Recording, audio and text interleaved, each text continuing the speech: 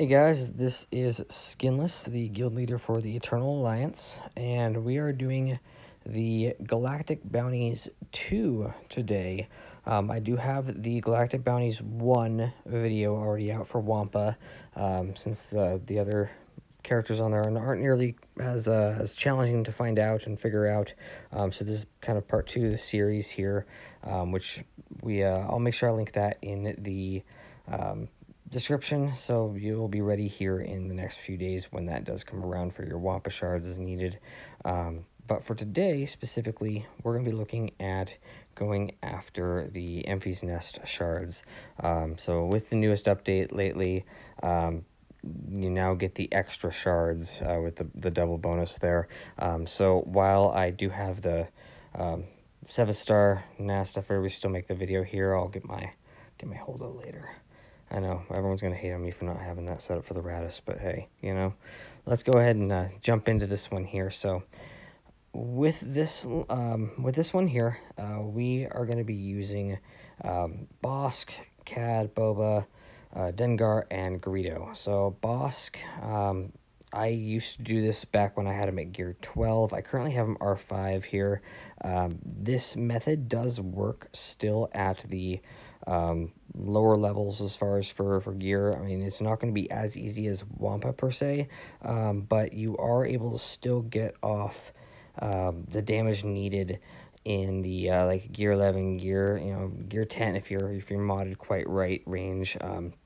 You do want to have Bosk's Zeta, specifically his leadership Zeta. The rest of them do not matter. I have no other Zetas here on my Bounty Hunter team. So let's go ahead and jump into this and kind of walk us through the battle. So as always, we start off with the initial onslaught of all sorts of fun here. We want to go ahead and get our contracts set up to go, so that we are ready to roll in that final phase. You do want to keep your cooldowns ready to roll, so feel free to use your specials as you wish at the earlier stages, like phase 1, 2, aren't terrible. That in the phase 3 is where you're going to be specifically making sure that you are getting your cooldowns ready to be fully set to go to use any ability that is needed. So as many people have, I'm sure, noticed, I mean, it's just getting easier and easier, but Nest is one of those toons that it takes finesse. You have to use the right team combinations, or you have to use the right, I guess, move combinations per se, because of that whole protection up gain. Every single time that they're hit, they're gaining that extra 40% protection, and that's just absolutely murder when they start healing themselves. If you end up getting them stuck in the massive stun lock kind of style. So there's definitely an art to normally taking out Nest as needed. I know this video is most likely at this point for some of the more recent players, depending on what you've gone with, how Mando can now just do his annihilate. So these are a lot easier, as you could just go ahead and run through that. But if you're still running your original Bounty Hunters without anything fancy, none of this special stuff that they've come out with and are going forward with, this is the lineup that you'll want to go ahead and use. It doesn't really matter who you take out when and where here. If you're concerned about the survivability aspects, I mean... Alright, so my video actually cut out for a second there, so I had to quickly jump back into the whole record thing here, as we actually jumped into this spot here in the 4th phase, so I apologize, there's going to be a lapse of kind of where the video is there.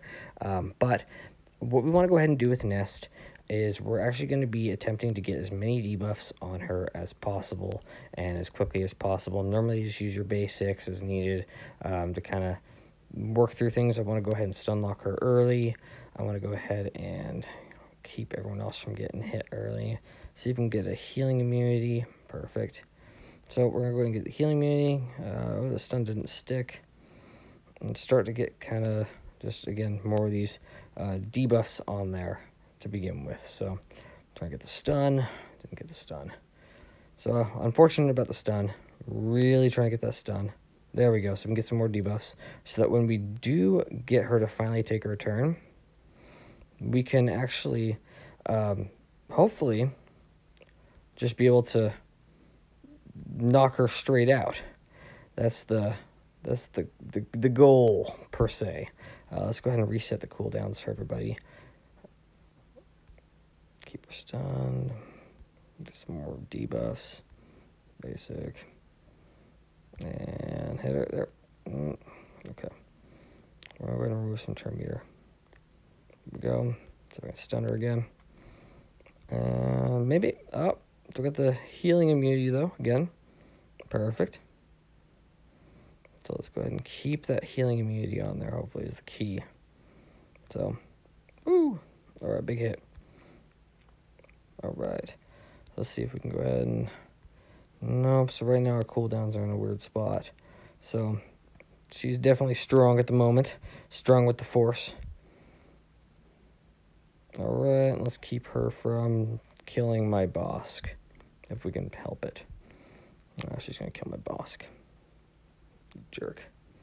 Alright, so now she's kind of berserker mode, but we've almost got her. So we stun lock her again.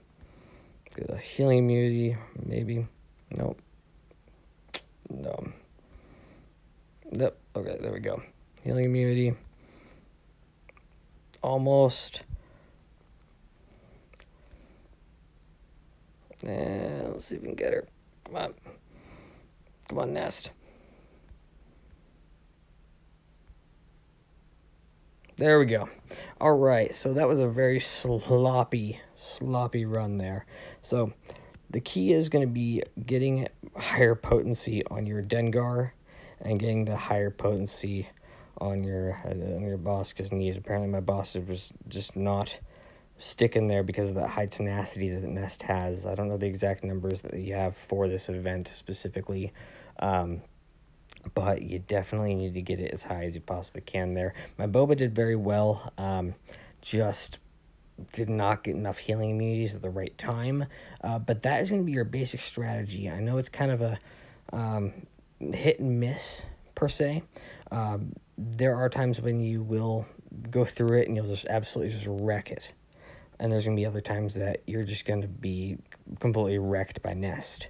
But that strategy there is going to be the easiest way to specifically go through this, to my knowledge at least, from what I've used in my experiences when I was farming her through this, and without using the new Mando toon. Like I said, if you got the new Mando and you got him the 7-star and you want to go ahead and bring him in there, just go ahead and annihilate Nest there at the end, and that's your cheese. So I hope you like the video. Comment down below. Let me know if you got any questions, comments, concerns. As always, I do appreciate any feedback on these. I'm always happy to take requests, and if you didn't like my video, let me know why, what I can do better in the future. And if you liked it, hey, give me a like or subscribe if you like my other content. And as always, I thank you all for watching. Skinless is out.